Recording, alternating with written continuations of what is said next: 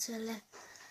Nyt mä oon tehnyt pitkä aika videoita, vaikka mulla on vaan 2 videota silti, niin joten mä aloitan sarjalla.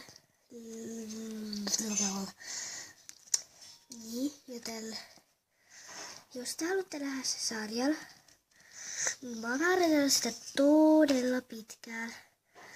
Ja mun mielestä se pitäisi olla hyvin. Joten te voisitte tilata kanavalle, että jos haluatte nähdä sen.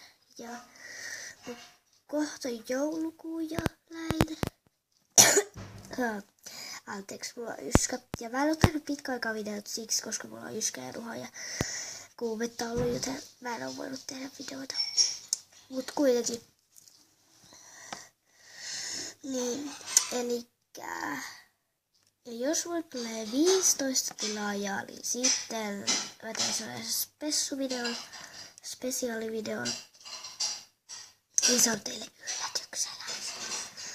Joten mä aloitan sen sarjan huomenna tai tänään. Itse asiassa huomenna. Koska on viikonloppu ja silloin pystyy tehdä kaikkea kivaa. Ja olla rauhassa. No kuitenkin. Jos haluatte nähdä sen, niin voisitte tilata kanavani, koska en tiedä vielä sitä sarjan nimeä. Mut moikka! Eli ja sit mä näyttelen. Mulla on Lego Friends-kalenteri. Niin